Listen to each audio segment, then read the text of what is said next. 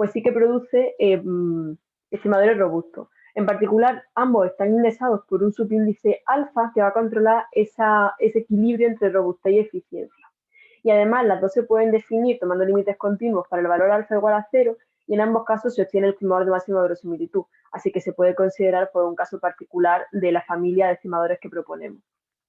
Y ya por último, pues de manera natural vamos a definir los estimadores de la regresión pues como aquellos que minimicen las funciones de pérdida correspondientes.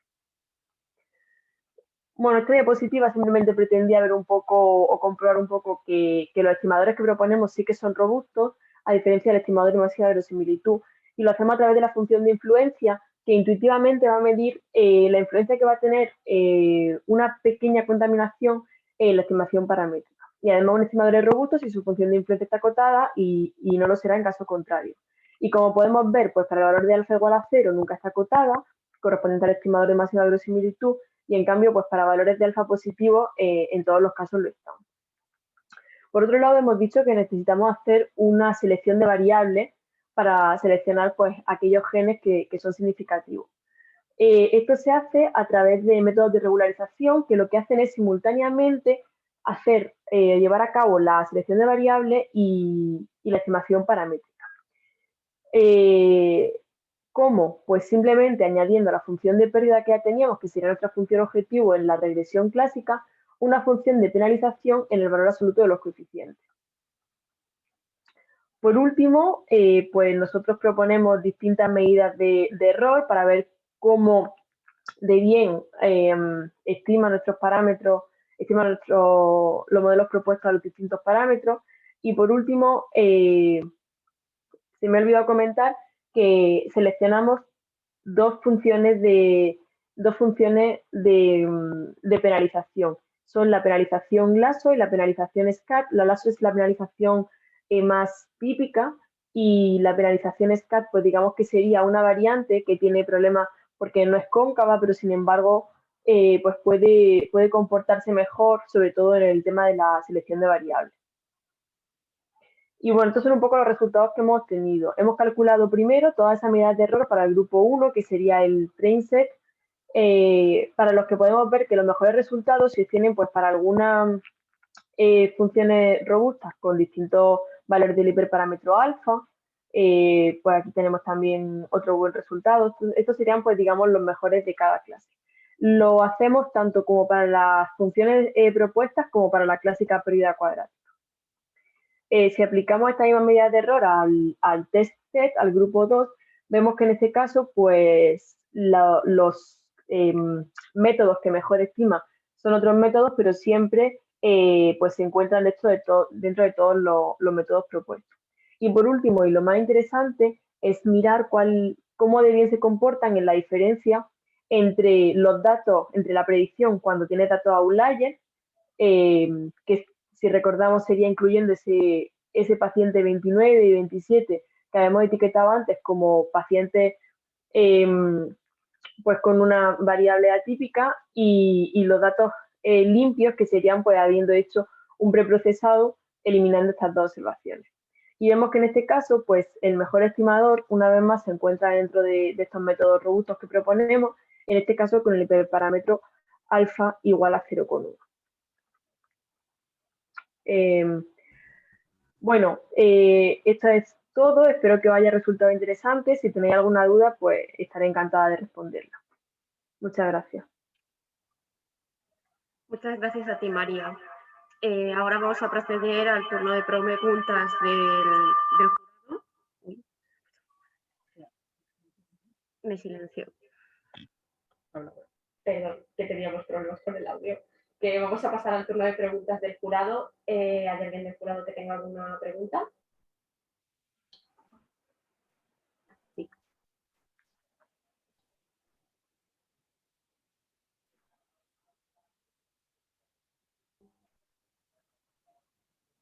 Bueno, mientras se van haciendo las preguntas, quería recordar que ahora os pasaremos un formulario para que lo rellenéis, ya que hay un previo del público para la comunicación oral.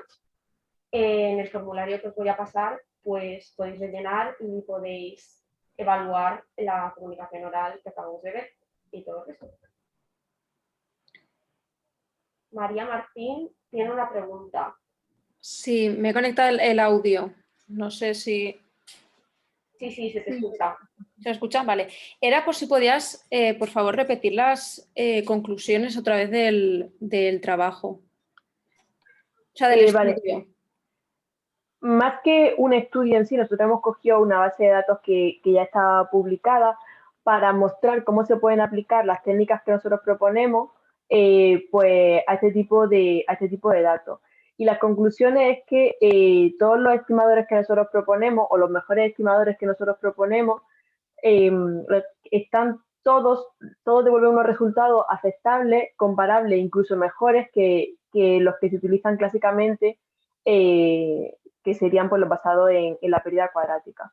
Entonces, digamos que la conclusión es que esta propuesta puede aportar, digamos, robustez en la estimación sin perder esa eficiencia. Vale, perfecto. Gracias.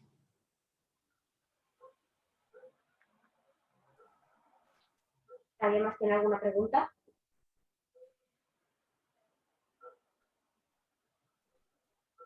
Si nadie más del jurado tiene ninguna pregunta, ¿a alguien del público le gustaría preguntar alguna cosa?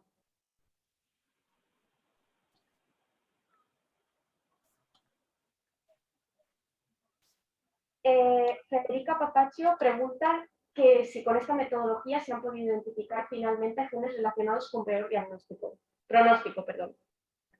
¿Genes relacionados con, perdona? Con peor pronóstico. En realidad, esta base de datos es utilizada con la misma metodología, con el mismo modelo, y sí que coinciden los distintos estudios, los distintos estimadores en los genes que son importantes. Pero sí que hay muchísimos genes que se identifican que van cambiando según el estimador que utilicemos. Así que en realidad no diría que sí que, o sea, que efectivamente los genes que se etiquetan pues son los culpables o los significativos en este caso.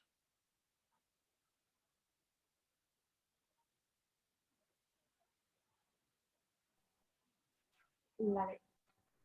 Pues parece que ya no hay más preguntas, así que María, muchísimas gracias por tu ponencia, ha sido muy interesante. Y vamos a pasar al siguiente ponente, que es Sofía Ramírez Candela, de la categoría de grado, con su trabajo Descubrimiento de nuevos antimicrobianos en un proyecto de aprendizaje-servicio.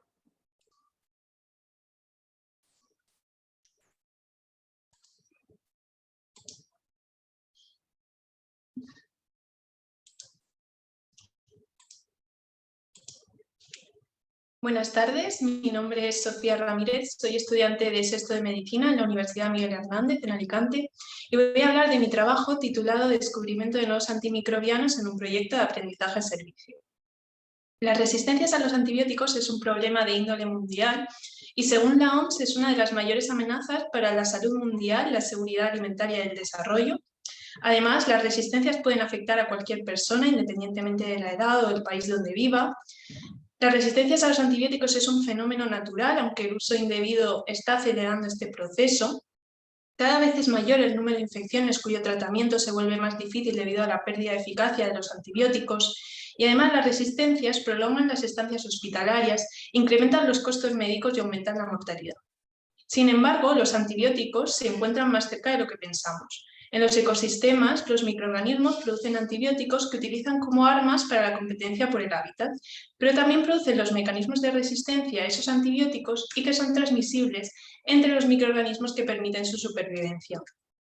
Es importante destacar que las cepas resistentes no se generan, sino que se seleccionan, como podemos ver en esta imagen en la que una bacteria de color amarillo presenta un determinado mecanismo de resistencia y cuando a un antibiótico, ¿no? Entonces, cuando este antibiótico se administra, esta bacteria se selecciona y es capaz de transmitir los genes de resistencia de manera vertical a su descendencia, pero también de manera horizontal a otras bacterias. Además, el uso indebido de los antibióticos favorece este proceso.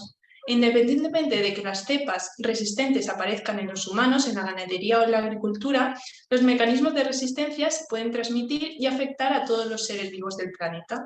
Es por ello por lo que surge la estrategia mundial One Health, que reconoce que la salud de los humanos no se puede separar de la de los animales ni la del medio ambiente, y que por tanto todos los sectores deben de colaborar para obtener mejores resultados en salud. Ante este problema de las resistencias a los antibióticos, surge en Estados Unidos, en la Universidad de Yale, la iniciativa Small World Initiative, con el objetivo de implicar a estudiantes en la búsqueda de nuevos antibióticos presentes en los suelos, así como difundir en la sociedad la necesidad de realizar un buen uso de los antibióticos.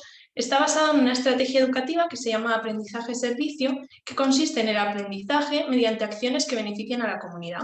Esta iniciativa se extendió por diferentes países del mundo, entre ellos España, donde se conoce como Proyecto Micromundo.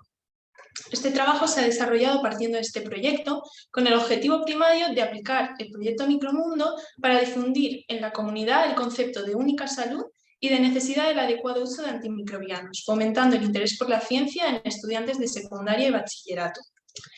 Este trabajo consta de dos partes bien diferenciadas. Por un lado, la aplicación del Proyecto Micromundo en 3 centros educativos de Alicante, de los cuales yo participé en el Instituto Radio Exterior, y a lo que se añadió una encuesta que se llama Explorando el botiquín de casa, y por otro lado, el análisis en el laboratorio de los resultados obtenidos.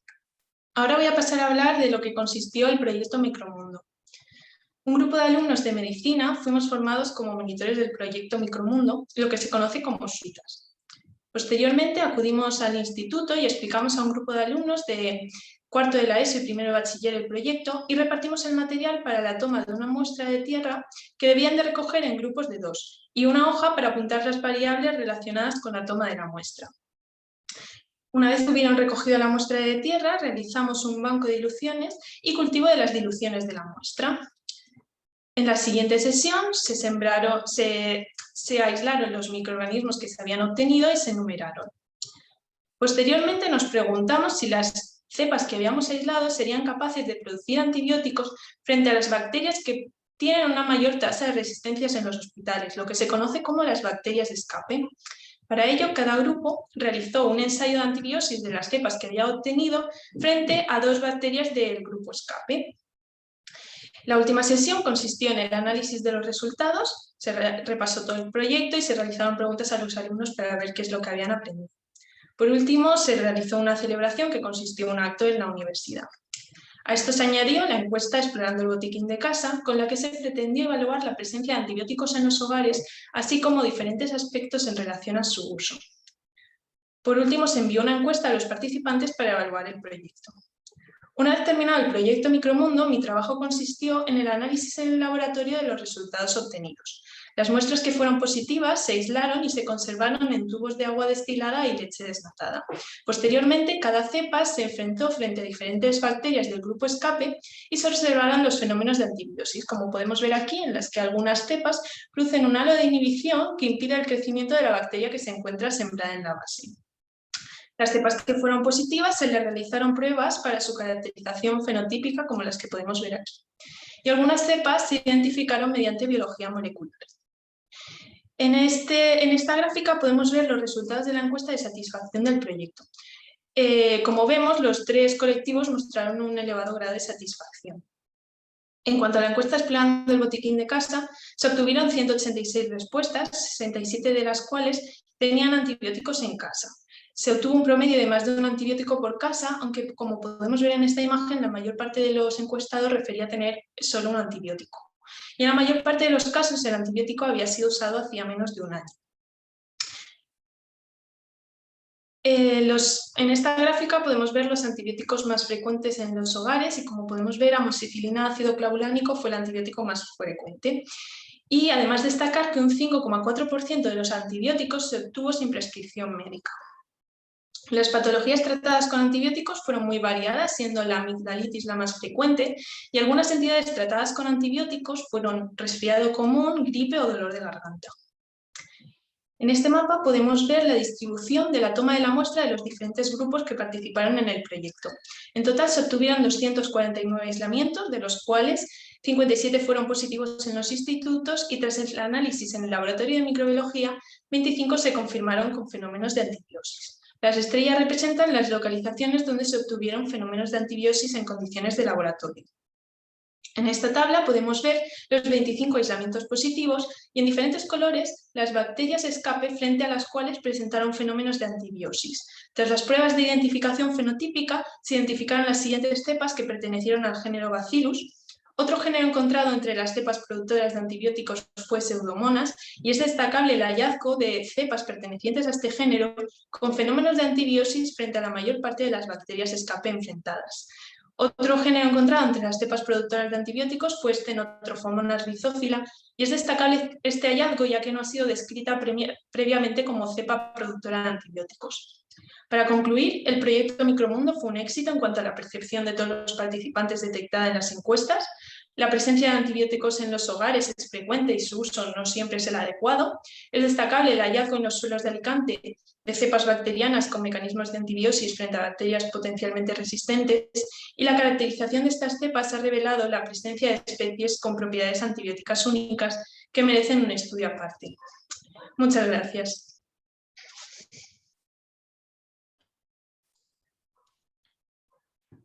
Muchas gracias a ti, Sofía, por tu trabajo. Recordamos lo de las encuestas, que podéis rellenar esta nueva. Y tenemos alguna pregunta ya, que voy a pasar a leer.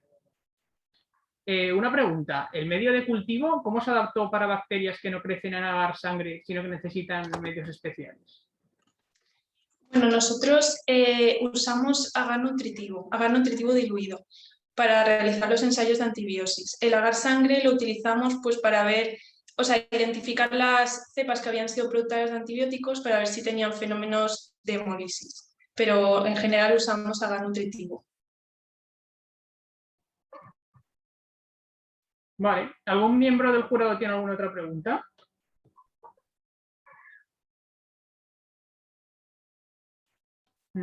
A ver, voy a leer otra pregunta. ¿Se prevé caracterizar las cepas que producen antibióticos para identificar los mecanismos moleculares y desarrollar nuevos antibióticos para usar en la clínica? Y por otro lado, ¿estas cepas son sensibles o resistentes a los antibióticos de uso común en la práctica clínica? Vale, en cuanto a la primera pregunta, este proyecto no cuenta con la financiación suficiente para seguir un estudio más amplio, ¿no? Eso sería lo ideal, ¿no? Continuar caracterizando estas cepas. Lo que pasa es que el proyecto no cuenta con la financiación. Lo que sí que es cierto que todas las cepas están caracterizadas y están conservadas bueno, en la universidad y en una base de datos del proyecto Micromundo, que es accesible a todos los investigadores que quieran investigar sobre ellas. Entonces, si en algún momento alguna empresa o alguien quisiera investigar, se podría, lo que pasa que siempre cumpliendo las directrices del proyecto, que es que todos los descubrimientos deben de ser en beneficio de la comunidad y nunca para beneficio propio, ¿no? Y luego, ¿me podría repetir la segunda pregunta? Sí, claro. Y por otro lado, ¿estas cepas son sensibles o resistentes a los antibióticos de uso común en la práctica clínica? Sí. A ver, las cepas no hemos enfrentado a estas cepas a antibióticos, ¿no? O sea, estas cepas simplemente las hemos enfrentado a otras bacterias del grupo escape que suelen presentar resistencia, pero a ese estudio no hemos llegado. O sea, solamente llegamos a eso.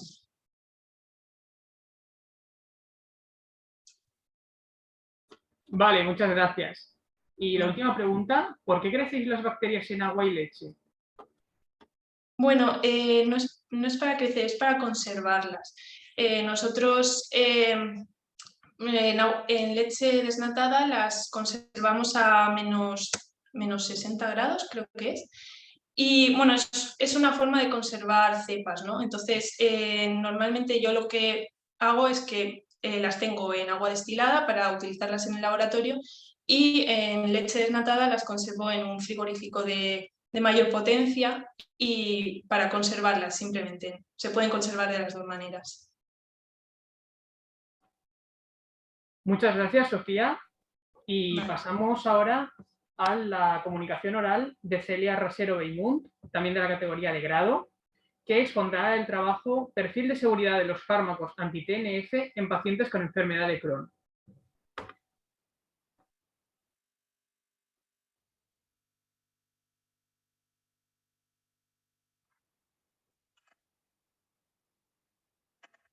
Vale, buenas tardes. Yo soy Celia Rasero Beimunt, pertenezco a la Universidad Miguel Hernández de Elche y bueno, voy a presentarles mi trabajo que se titula como Perfil de seguridad de los fármacos anti-TNF en pacientes con enfermedad de Crohn. Este va a ser el índice que voy a seguir durante mi presentación.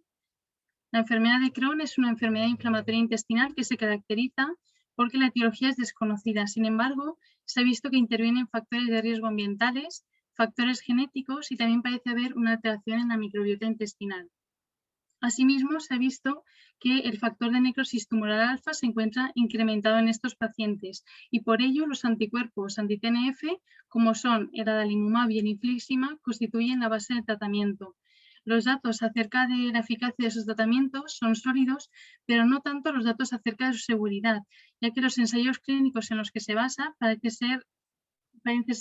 ser heterogéneos, tener sus limitaciones y además los pacientes no parecen ser representativos de los de la práctica clínica habitual. Asimismo, se ha postulado que la monitorización de las concentraciones sanguíneas de estos fármacos pueda ser útil en la valoración de la seguridad, ya que podría ser que a mayor concentración sanguínea de estos fármacos produjeran más eventos adversos, pero sin embargo no hay ningún ensayo clínico que como objetivo primario tenga la finalidad de encontrar esta relación. Y por ello, el objetivo primario de este trabajo ha sido evaluar la seguridad de los fármacos anti-TNF en pacientes con enfermedad de Crohn en la práctica clínica habitual y como objetivo secundario determinar la relación entre niveles sanguíneos de fármacos anti-TNF y la aparición de eventos adversos. Para ello, hemos realizado un estudio observacional de casos y controles anidado en un estudio de seguimiento prospectivo del Hospital General Universitario de Alicante. Los casos y los controles han sido apareados por las siguientes variables, que son edad, sexo, actividad, duración de la enfermedad y si estaban siendo tratados o no con azatioprina. Al inicio del estudio, en el tiempo cero, se recogió toda la información acerca de la situación clínica basal de cada uno de los pacientes. Fueron seguidos durante un periodo de 12 meses, durante el cual se recogieron la información acerca de posibles eventos adversos que se estuvieran sucediendo. Durante ese tiempo, además, también se controlaron variables que pudieran actuar como confusoras, como por ejemplo tratamientos concomitantes que en cierta manera pudieran estar explicando esos eventos adversos que estábamos recogiendo. Definimos caso como paciente con enfermedad de Crohn tratado con anti-TNF y como control paciente con enfermedad de Crohn no tratado con anti-TNF. Además definimos que había actividad de la enfermedad cuando el CDI era superior o igual a 150. El objetivo primario, que si recordamos era evaluar la seguridad de estos fármacos, fue definido en función de la frecuencia y la gravedad de eventos adversos. Y a su vez la gravedad se clasificó en leve cuando requirió atención primaria, moderada cuando requirieron atención hospitalaria pero sin ingreso y grave cuando requirió atención hospitalaria con ingreso. Asimismo, decidimos evaluar si los eventos adversos, cuál era la probabilidad que estuvieran debidos a los fármacos con los que estaban siendo tratados tanto casos como controles. Y para ello evaluamos la causalidad de los eventos adversos mediante el algoritmo del Sistema Español de Farmacovigilancia. Una vez realizado ese trabajo, nos dispusimos a evaluar los resultados. Obtuvimos un total de 56 pacientes, 30 casos y 26 controles. Las características basales entre ambos grupos no mostraron diferencias estadísticamente significativas y esto era indicativo que el apareamiento entre casos y controles lo habíamos realizado con éxito. Además, también decidimos valorar si dentro del grupo de los casos, aquellos tratados con infliximab y adalimumab presentaban diferencias en sus características basales y obtuvimos que no habían diferencias estadísticamente significativas entre ambos subgrupos. Obtuvimos un total de 112 posibles reacciones adversas. El 85% de los controles presentaron reacciones adversas frente al 73% en el grupo de los casos. El número de reacciones por pacientes fue de 2 en el grupo de los controles y de 3 en el grupo de los casos. En esta figura lo que se representa es el resultado de nuestro objetivo primario del estudio. Vemos representado en el eje X las categorías de gravedad y en el eje Y el número de eventos adversos atribuidos a cada una de las categorías de gravedad. Entonces vimos como ninguna de las reacciones adversas fue grave, mientras que la mayoría fueron leves. Además, las diferencias entre casos y controles no fueron estadísticamente significativas, ni en la frecuencia ni en la gravedad de eventos adversos. En este diagrama de sectores lo que se representa son el tipo de reacción adversa que se dieron en el total de los pacientes y vemos que las infecciones fueron el evento adverso más frecuente. Este mismo patrón lo observamos tanto en casos que se observa en la figura de la izquierda como en los controles, en la figura de la derecha.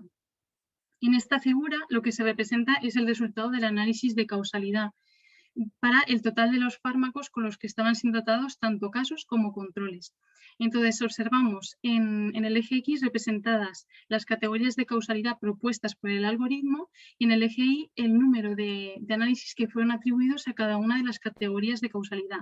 Entonces en las categorías no relacionada y condicional no hubieron diferencias estadísticamente significativas entre casos y controles, mientras que en la categoría de posibles sí que las diferencias fueron estadísticamente significativas. Es decir, que en el grupo de los casos habían más posibles que en el grupo de los controles. Para analizar esto con más detalle, decidimos evaluar la puntuación final para cada una de las categorías de causalidad y compararlo entre casos y controles. Entonces observamos cómo para la categoría de posible la puntuación final obtenida era significativamente superior en los casos respecto a los controles. Finalmente, en esta tabla se representa la relación entre concentraciones sanguíneas de fármacos en TNF en el grupo de los casos entre aquellos que presentaron reacciones adversas frente a aquellos que no. Entonces, observamos cómo las concentraciones sanguíneas de fármacos en TNF fueron significativamente superiores en aquellos que desarrollaron eventos adversos respecto a aquellos que no. Entonces, resumiendo nuestro estudio, hemos observado que los fármacos en TNF no aumentan ni la frecuencia ni la gravedad de eventos adversos. Además, los tipos de reacciones adversas parecen ser iguales en ambos grupos. Sin embargo, la atribución de causalidad sí que parece diferir entre casos y controles. ¿Qué nos dice la evidencia científica acerca de esto? Estos son 3 ensayos clínicos de eficacia en los cuales se comparaba un grupo placebo con grupos tratados con anti-TNF y se observó, en los 3 ensayos se observaron que no habían diferencias ni en la frecuencia ni en la gravedad de eventos adversos entre el grupo placebo y los grupos tratados con anti-TNF. Esto estaría en total concordancia con los resultados obtenidos en nuestro estudio. Respecto al objetivo secundario, en nuestro estudio hemos visto que las concentraciones de fármacos en TNF fueron significativamente superiores en aquellos pacientes que desarrollaron reacciones adversas a medicamentos. ¿Qué nos dice la evidencia acerca de esto? Pues este es un ensayo clínico de eficacia en el cual se compararon 3 grupos tratados con anti-TNF a 3 dosis distintas y entonces se observó que no había un aumento ni en la frecuencia ni en la gravedad de eventos adversos relacionado con la dosis. Esto no estaría en concordancia con los resultados obtenidos en nuestro estudio, sin embargo, cabe destacar que una mayor dosis no siempre implica una mayor concentración sanguínea. Para concluir, pues decir que los fármacos en TNF no aumentan ni la frecuencia ni la gravedad de eventos adversos, aunque parecen tener un perfil de severidad específico diferente al de otros tratamientos de la enfermedad de Crohn, que podría haber además una relación entre el desarrollo de eventos adversos y concentraciones séricas de estos fármacos, pero sin embargo es necesario que haya más estudios que específicamente analicen esta relación. Bueno, esta es la bibliografía que he utilizado para la realización de este trabajo y muchas gracias por su atención. Muchas gracias, Celia. Vamos a pasar al turno de preguntas. ¿Hay alguien del jurado que tenga alguna pregunta?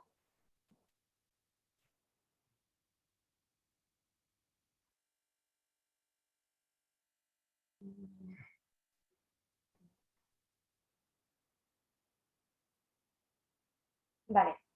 Tenemos una pregunta. ¿Los pacientes que reciben anti-TNF en teoría son más graves? ¿Les sorprendió que hubiese menos efectos adversos? Vale. Bueno, primero, muchas gracias por la pregunta, a quien la haya formulado. O sea, el hecho que no es que tuvieran menos eventos adversos. O o sea, bueno, no sé si he entendido bien la pregunta, pero es verdad que en este estudio sí que está sujeto a un posible sesgo de selección, ¿no? De el por qué unos pacientes recibían anti-TNF y por qué otros no. Entonces, pero nosotros intentamos aparear casos y controles para reducir este sesgo lo máximo posible, ¿no? Y entonces nosotros realmente no encontramos que los que estaban recibiendo anti-TNF tenían menos eventos adversos, sino que tenían similares eventos adversos a otros pacientes que recibían otros tratamientos para la enfermedad de Crohn. Bueno, no sé si he respondido bien a la pregunta.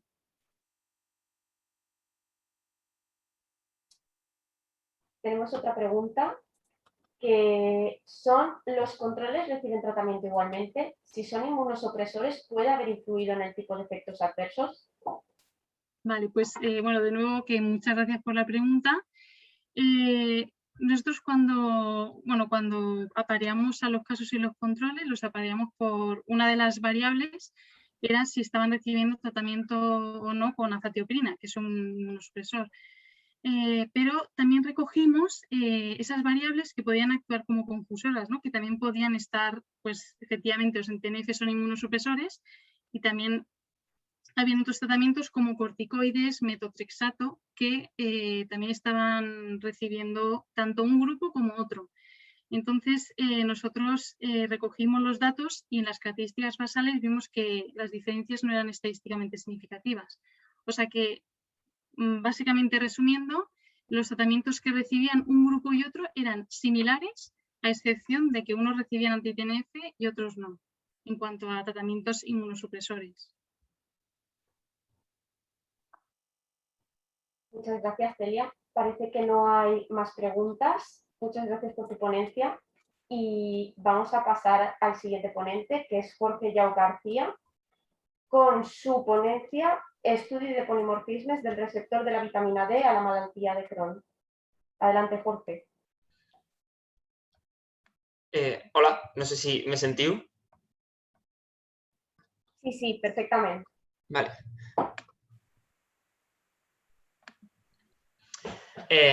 Molt bona vesprada, jo soc Jorge Llau i vinc a presentar el xicotet estudi que vam fer per al meu treball de fi de grau, que va ser un estudi dels polimorfismes del receptor de la vitamina D a la malaltia de Crohn. I, per tant, anem a continuar el mateix tema del que ha parlat la meva companya.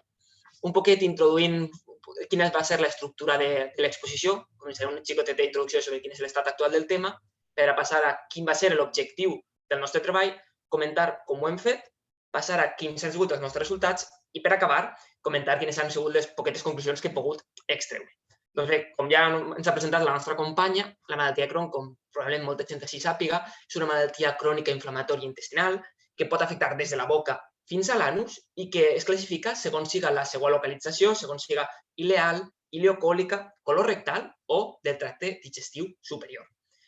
En quant al seu diagnòstic, juga un paper fonamental l'endoscòpia i que ens permet veure el que serien les seves manifestacions típiques com úlceres, estrenyiments, fístules, etc. Però una cosa que en aquest estudi en particular no podem perdre de vista és el fet que la malaltia de Crohn és una malaltia sistèmica. Sistèmica perquè no només té manifestacions intestinals, sinó que també presenta manifestacions a nivell reumatològic, dermatològic, ossi, etc. Quant a la seva patogènia, doncs bé, s'han postulat quatre pilars fonamentals, que serien el microbioma, l'ambient, la resposta immune i la genètica. I és precisament en aquesta genètica on entra en joc el que seria el segon protagonista del nostre treball, que és el receptor de la vitamina D. És un receptor nuclear que actua conjuntament amb el receptor de l'RXR i fa una regulació a nivell transcripcional que, efectivament i particularment, afecta també de manera directa o indirecta a aquest microbioma i a aquesta homeostasi de la barrera intestinal i també a la resposta immune, particularment el que seria la resposta immune innata. Per tant, seria lògic pensar que estiguera relacionat d'alguna manera amb la malaltia de Crohn. Bé, ja entrant més en matèria de com és aquest receptor de la vitamina D, anem a descriure el que seria el seu gen. El cromosoma 12 i presenta el que són els diferents polimorfismes, que recordem que són variants genètiques presents en almenys el 1% de la població. Doncs bé, de tots aquests polimorfismes, el més estudiat és STAC. Nosaltres hem inclòs altres tres polimorfismes, que són el de BCM, APA i FOC. què deia ja l'evidència al respecte? Doncs bé, parlaven de TAC com a factor de risc de la malaltia de Crohn, que reduïa els nivells de vitamina D, que afectava i predisposava a un patró fistolitzant i a la fibrosi, el que s'havia comentat en algun estudi com a factor de risc de la malaltia de Crohn, i finalment Fox simplement s'havia relacionat amb la colitis ulcerosa.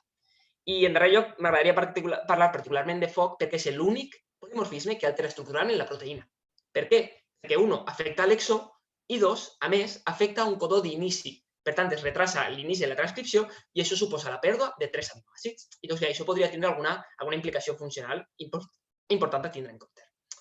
Una vegada sentades les bases teòriques un poc, quin ha sigut el nostre objectiu primordial? Doncs fenotiparem i analitzar aquestes 4 variants polimòrfiques del receptor de la vitamina D en un acord de 40 pacients i 20 controls i determinar la seva associació amb algunes característiques clíniques de la patologia. Ara tenim el que volem. La pregunta és com? Com ho hem fet? Doncs bé, la tècnica bàsica ha sigut la tècnica de laboratori que es diu Restriction Fragment Length Polymorphism, que consta de 4 etapes. La primera etapa és una extracció de l'ADN a partir de la sang de pacients i controls. La segona etapa és una amplificació que es fa amb la PCR, amb el típic cicle repetit de desnaturalització, hibridació i extensió, que ens permet amplificar seqüències específiques. I com les seleccionem? Gràcies a uns primers o encebadors que delimiten la seqüència amplificada, que estan dissenyats per a que estiga en aquesta seqüència els LOCI dels polimorfismes que volem estudiar. Això ens porta a la tercera etapa, que seria la restricció. La restricció es fa amb unes endonucleases específiques que tallen els fragments en cas que troben certes seqüències particulars i específiques i que estan dissenyades per a que tallen en cas que estiguen presents les variants polimòrfiques. I això ens permet passar a la quarta etapa, l'electroforesi. L'electroforesi es fa en un gel d'agarosa que ens permet diferenciar els fragments segons la seva grandària, de manera que com més lleugers siguen, més migraran. I això ens permet diferenciar els 3 genotips que hem inclòs en aquest treball. El primer seria el que denominem wild type, que és l'homocigot per a les variants ancestrals, que com que no tallen els enzims, només tenim un fragment molt pesat, que ha migrat poc. En segon lloc, teníem els riscs, que serien els homocigots per a les variants polimòrfiques, que per tant sí que haurien tallat i tindríem 2 fragments més lleugers, i en darrer lloc els heterocigots, que com tindrien una variant de cada, doncs tindrien 3 fragments.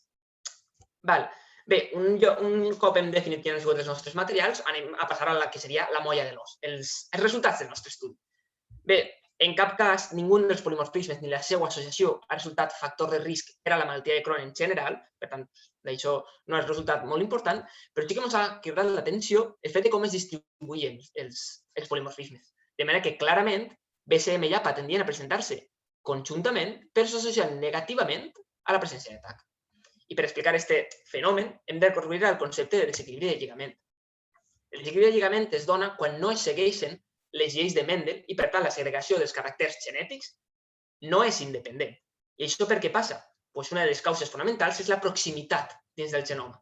De manera que si en aquest cas estan molt pròxims, només se segregaran de manera independent en cas que la recombinació tinga lloc precisament entre els LOCI d'estos polimorfismes o gens. Per tant, és menys probable i ens trobem en un desequilibri en quant a les proporcions. I com podem veure, BCM, APA i TAC estan molt més pròxims dins del gen respecte a FOC, que està en aquest segon exó més enllà. Quins resultats hem obtingut d'aquest desequilibri de lligament? Doncs bé, aquest desequilibri es calcula generalment amb el que es coneix una D', que és un coeficient de correlació, explicat així burdament, i que en general es considera una associació forta en cas que siga superior a 0,7. I això ens permet concluir, comentar, i en la línia en la que ja s'havia descrit en la bibliografia, que BCM i APA presenten una associació positiva i forta, de manera que tendeixen a presentar-se conjuntament, i que TAC presenta una associació negativa i forta, de manera que tendeixen a no presentar-se conjuntament respecte a BCM i APA. En darrer lloc, hem relacionat aquests diferents polimorfismes amb les característiques clíniques de la patologia. Què hem observat? Doncs bé, FOC, que recordem que és l'únic que no està en desequilibri de lligament i a més és l'únic que altera estructuralment la proteïna, veiem com la seva presència heterocigota o de risc predisposa a patir manifestacions extraintestinals i predisposa a una malaltia de Crohn no limitada, al colon recte. N'hi havia més variables investigades i estudiades, però no han resultat significatives, per tant, presentem només les més importants. Pel que fa a APA, no ha resultat significatiu, però sí que presentava certes tendències que anaven en la línia de BCM, cosa lògica perquè estan en desequilibri, i BCM en particular sí que presentava, en cas de la seva presència homocigota de risc, una predisposició a una afectació no limitada al colon recte, i en darrer lloc hem definit el genotip triple risc, que és la presència de variants polimòrfiques d'APA, BCM i FOC simultàniament, que normalment predisposa a patir manifestacions extraintestinals i una afectació no limitada al colon no recte. Doncs bé, tot això acaba ja en les 4 conclusions fonamentals del nostre estudi. Que existeix un desequilibri de lligament entre els polimorfismes del gen de la vitamina D, APA, TAC i FOC, de manera que APA i BCM tendeixen a presentar-se conjuntament i s'associen negativament a la presència de TAC. Que la presència d'aquest polimorfisme FOC a algun dels al·lels predisposa a les manifestacions extraintestinals i una afectació no limitada al colon no recte, que la presència del genotip homocigot de BCM predisposa a una afectació no limitada al colon no recte i, en darrer lloc, que el genotip definit com a triple risc, homocigot o heterocigot per a FOC, BCM i APA, predisposa a patir manifestacions extraintestinals i una afectació no limitada al colon no recte. Doncs bé, això ha sigut tot. Espero no haver-vos avorrit massa i queda a la vostra disposició i dono les gràcies als organitzadors d'aquest congrés. Hola, moltes gràcies a tu per la teva comunicació. Recordamos en general a todos los congresistas que podéis rellenar las encuestas de estas últimas comunicaciones. Y pasamos a las preguntas del jurado. Tenemos una primera. ¿Existeixen agonistes de la vitamina D amb major afinitat per al receptor que poden millorar les condicions? El agonista del receptor de la vitamina D fonamental és efectivament la vitamina D i com és una cosa prou accessible i que té una afinitat molt gran per aquest receptor, que és el seu receptor específic, en general, per a activar aquest receptor es fa servir la vitamina D en si. I, de fet, hi ha estudis que demostren que el tractament amb vitamina D augmenta la quantitat de receptors de la vitamina D. Inclús n'hi ha estudis que parlen de que aquest augment del receptor de la vitamina D redueix la fibrosi i la inflamació a nivell intestinal en el cas particular del Crohn, que és el que jo he llegit més perquè he estat fent aquest treball. Tenim també una segona pregunta, i és si has trobat efectes diferencials entre homes i dones sobre aquests polimorfismes, o si heu controlat per alguna altra covariable. Sí, com l'exposició era curta, no hem exposat totes les variables que s'han estudiat, però sí que varen comprovar que els polimorfismes es distribuïen de manera igual i sense diferències significatives entre homes i dones en el cas dels 4 polimorfismes i no n'hi havia diferències. És a dir, no pareix que estiga afectada pel sexe la presència d'aquests polimorfismes. Y una última pregunta. ¿Hay relación entre polimorfismo del receptor de vitamina D y respuesta a tratamiento inmunosupresor? Pues es una muy buena pregunta, pero la verdad es que el campo de los polimorfismos del receptor de la vitamina D es un campo aún en investigación y de hecho hay bastante poca literatura al respecto. De hecho, en este sentido, este pequeño estudio que hemos hecho era un campo del que prácticamente aún no se había investigado. Por tanto, queda muy lejos aún evaluar cómo estos polimorfismos podrían afectar a la respuesta al tratamiento. Se está empezando a investigar si tiene alguna relación con el Crohn. Sería algo interesante investigar, pero de lo que desde luego a día de hoy, al menos hasta donde yo sé, no hay nada descrito. Pero podría ser alguna línea de investigación interesante. Moltes gràcies per la teva comunicació. Y por último pasamos a la última comunicación, que es de Miguel Puche Roses, también de grado, que expondrá su trabajo Evaluación de la anatomía radiológica del canal retromolar, importancia clínica de su presencia.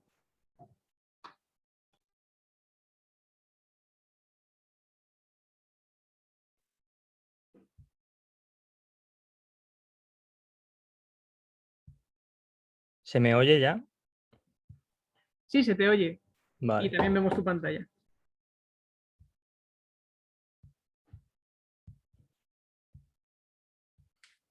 Pues nada, ¿veis la pantalla bien y todo? Sí, todo perfecto. Vale, pues perfecto, empezamos. Muy buenas a todos, mi nombre es Miguel Puche Roses, alumno de sexto de Medicina de la Universidad de Valencia, que junto a Arantxa Blasco Serra y Alfonso Valverde Navarro, del Departamento de Anatomía y Embriología de la Facultad, hemos realizado el presente trabajo titulado Evaluación de la anatomía radiológica del canal retromolar e importancia clínica de su presencia. Este es el índice que vamos a seguir durante la presentación y sin más dilación comenzamos. En primer lugar, ¿qué es el canal retromolar?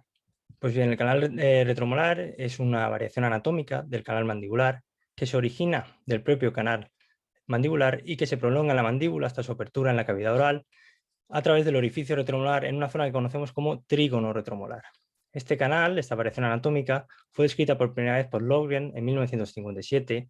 Schittmann publicó 10 años más tarde el primer análisis detallado y desde entonces hasta la actualidad se han ido publicando diversos artículos en los que el concepto de canal retromolar que se ha empleado ha sido distinto. Unos han considerado el canal retromolar como una variación anatómica del canal mandibular, como lo es también el canal mandibular bífido. Otros han considerado al canal retromolar como un tipo de canal mandibular bífido.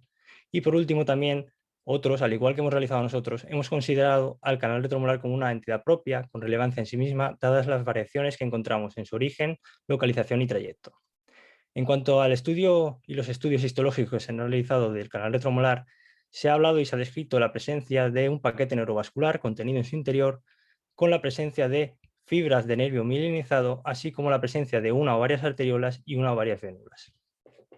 En cuanto a las tipologías, los distintos tipos que nos podemos encontrar de canal retromolar, hemos empleado la clasificación de Nikeda por considerarla la más completa de todas, y en esta clasificación contempla los siguientes tipos: el tipo 1A, en el que el canal retromolar surge del canal mandibular describiendo una trayectoria recta; tipo 1B, que describe una trayectoria curva; el tipo 2, en el que se origina en la cara posterior del último molar, pero no hay comunicación directa con el canal mandibular; tipo 3, que se origina en el orificio mandibular y llega hasta la zona del trígono; y tipo 4, en el que el origen es un orificio distinto al orificio mandibular.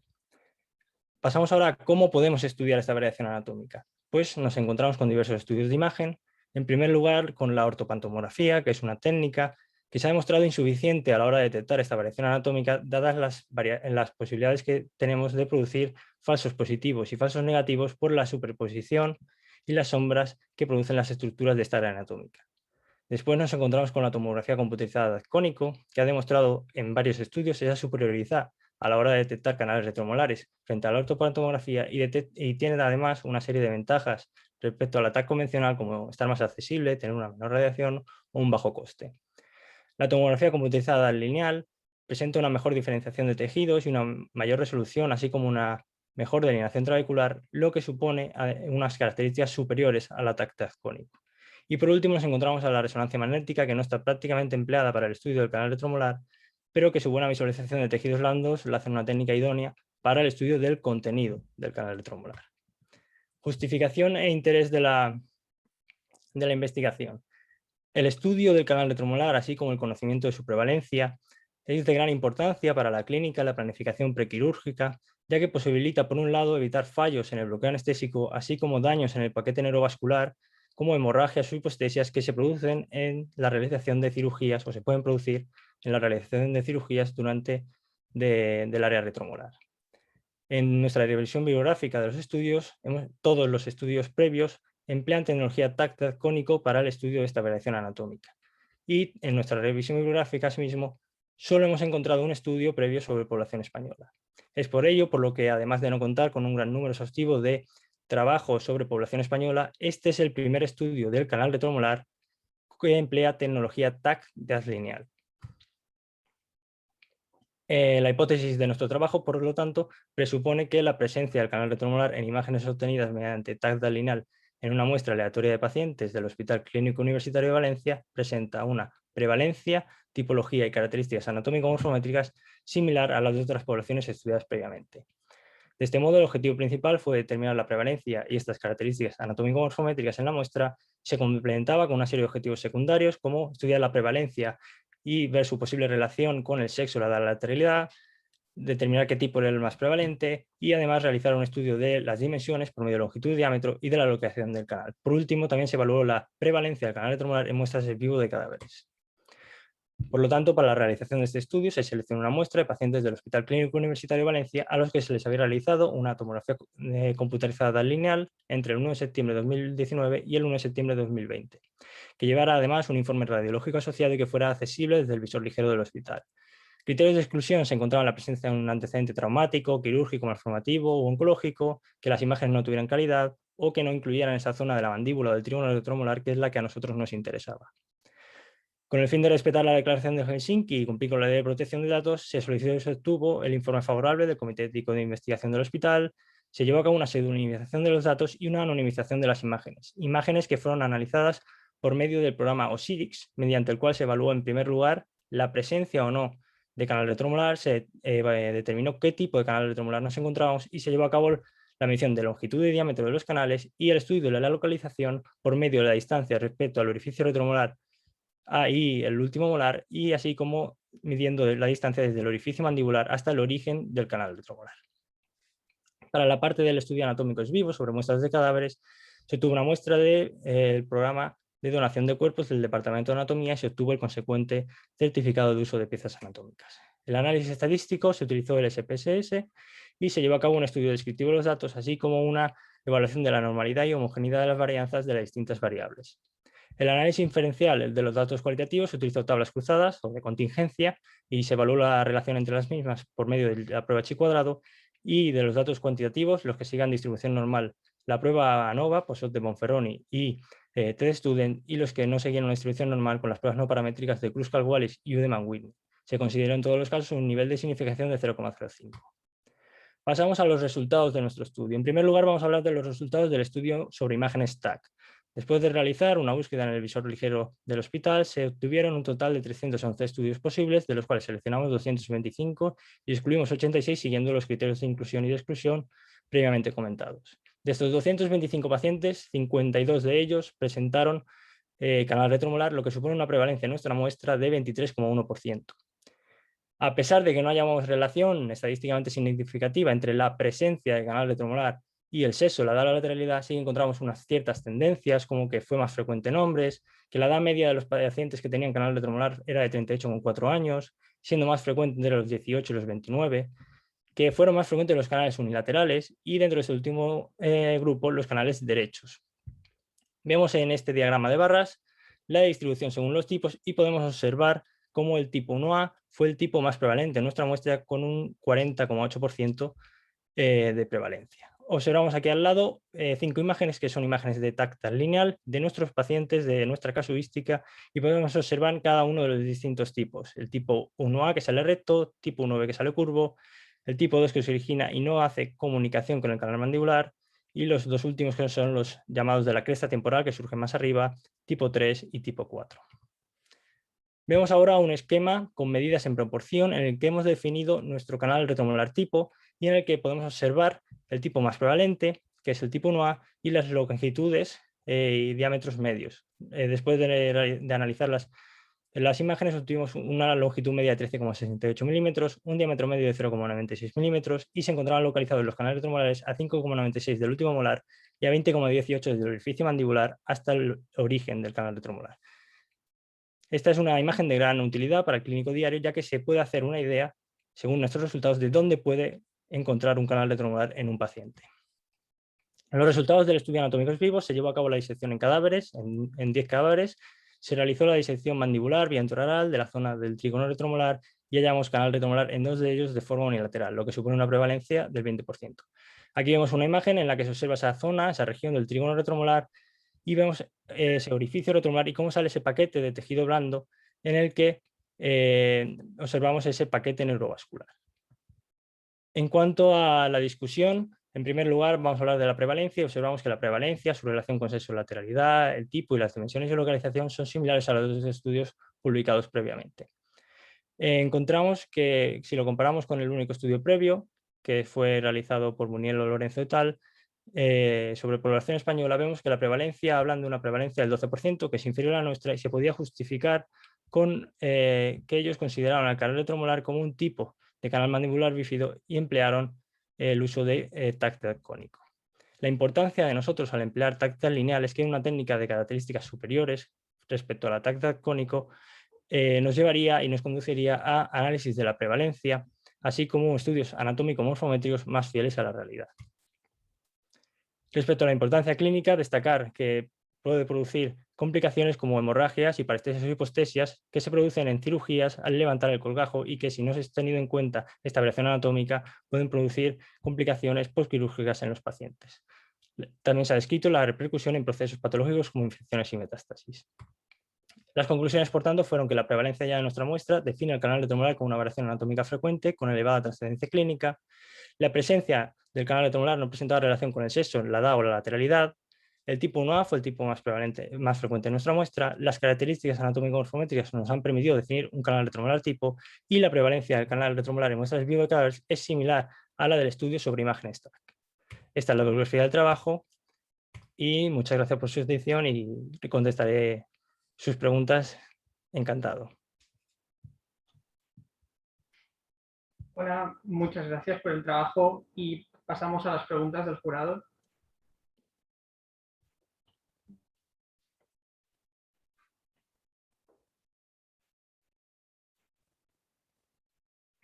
Recordamos, mientras tanto, que podéis rellenar el formulario de este último trabajo.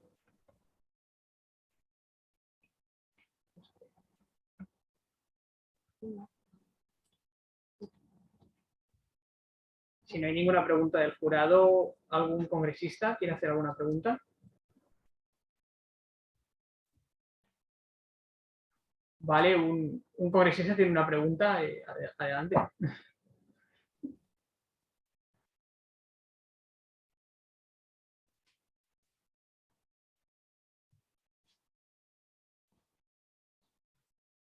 Por favor, ¿puedes ponernos tu pregunta?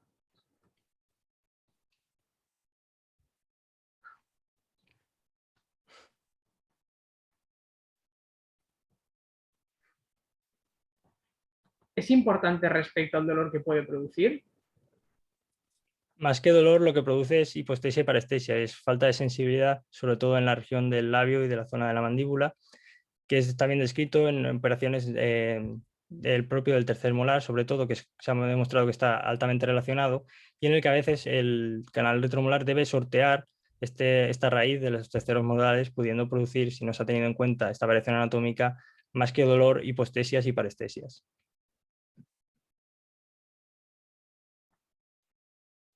Pregunta que ¿cómo afecta entonces neurológicamente?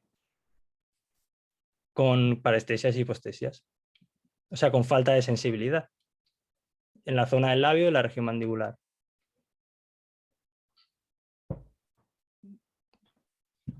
Muchas gracias.